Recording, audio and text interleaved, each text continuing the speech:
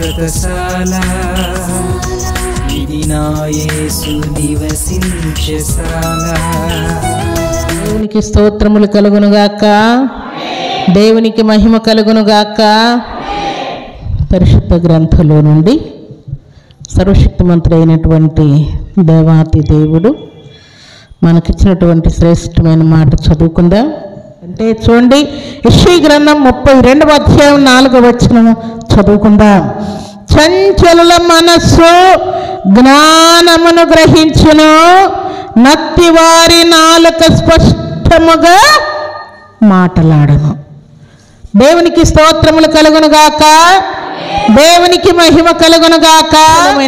మనస్సు, రెండు తలంపులు కలిగినటువంటి వారు ఇప్పుడు కొంచెంసేపు బాగుంటారు, మరి కొద్దిసేపు వారి తలంపు ఏమవుతుందో తెలియదు. అలాంటి వారందరూ కూడా దైవ జ్ఞానాన్ని గ్రహించేటట్టుగా దేవుడు ఆయన కృపను చూపిస్తాడు. తర్వాత నత్తివారి నాలుక స్పష్టముగా మాటలాడను.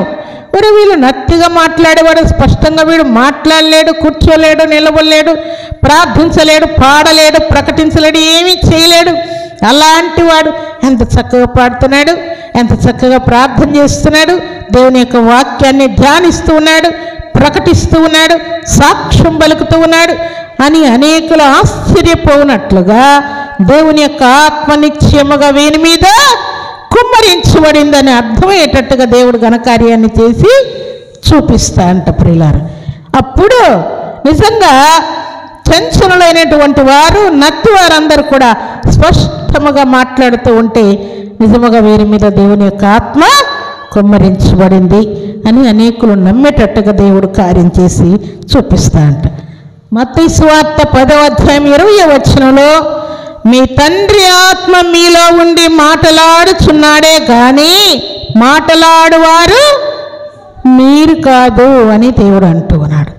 చాలాసార్లు మనమే మాట్లాడుతున్నాం, మనమే చక్కగా పాడుతూ ఉన్నాం, మనమే చక్కగా సాక్ష్యం పలుకుతూ ఉన్నాం, మనమే చక్కగా ప్రకటిస్తూ ఉన్నాం, మనమే చక్కగా పరిచయం చేస్తూ ఉన్నాం అని అనుకుంటూ ఉంటాం. దేవుడు ఏమంటున్నాడు? మీ తండ్రి ఆత్మ మీలో ఉండి మాట్లాడుచున్నాడు కానీ మాట్లాడినది మీరు కాదు అని దేవుడు ఆజ్ఞాపిస్తున్నాడు. అంటే పాడేవారికి కొంత, ప్రకటించేవారికి కొంత, ప్రార్థించేవారికి కొంత, పరిచయం చేసేవారికి కొంత, సాక్ష్యం పలికేవారికి కొంత, దేవునికి అర్పణ ఇచ్చేవారికి కొంత అతిశయం ఉంటా ఉన్నదంట వారి హృదయంలో. అంటే గర్వం ఉంటా ఉన్నదంట, అహంకారం ఉంటా ఉన్నదంట. ఏ విషయంలోనైనా మనం అతిశయపడ్డానికి మనకు అర్హత ఉందా చెప్పండి? ఏ విషయమైనా తీసుకోండి, అతిశయపడ్డానికి, గర్వపడ్డానికి ఏ విషయంలోనైనా మనకు అర్హత ఉందా?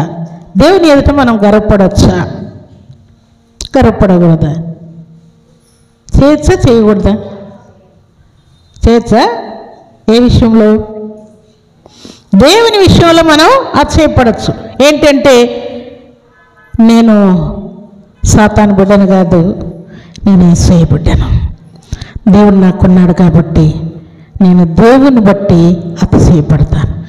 దేవుణ్ణి బట్టి మనం అతిశయపడితే దేవుడు సంతోషపడతాడు. కానీ ఇహలోక సంబంధమైనటువంటి వాటిని బట్టి, మనకున్నటువంటి అందచందాలను బట్టి, ఆస్తిపాస్తులను బట్టి, పేరు ప్రఖ్యాతులను బట్టి, అమౌంట్ను బట్టి, జాబును బట్టి, ప్రమోషన్ను బట్టి, పైరు పంటలను బట్టి, పశువులను బట్టి, గొర్రె మేకలను బట్టి, లేక మనకున్నటువంటి అధికారాన్ని బట్టి మనం అతిశయపడ్డాం అనుకున్నాం.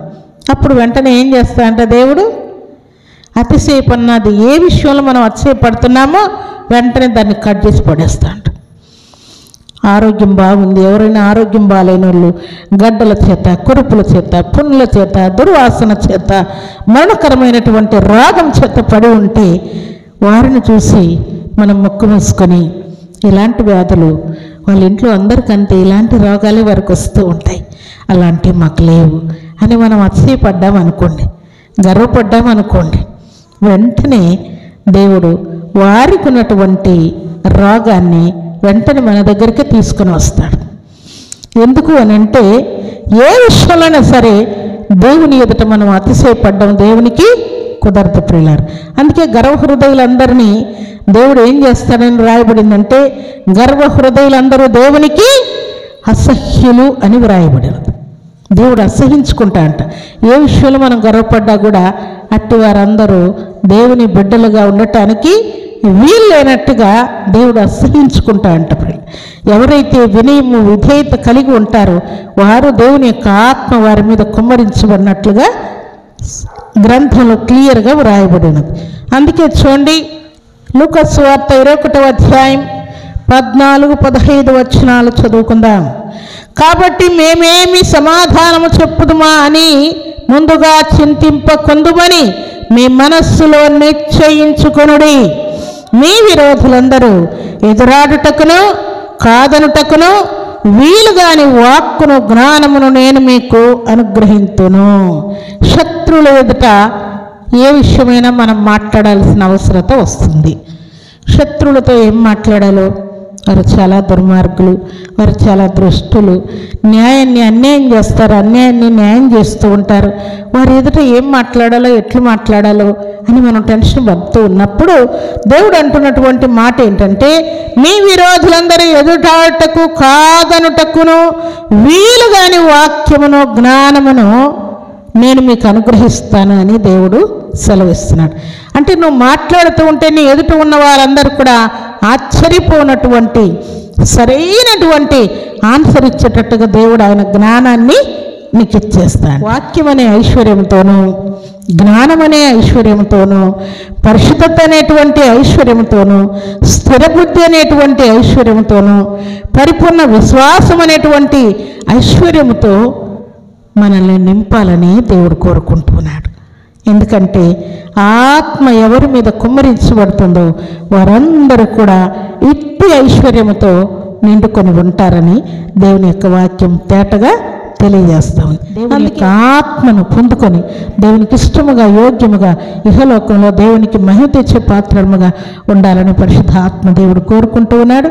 అలాంటి కృపా భాగ్యం సర్వశక్తిమంతుడైనటువంటి దేవాతి దేవుడు సర్వ సమృద్ధిగా మనందరికి అనుగ్రహించి ఆశీర్వదించునుగాక. ఆమేన్.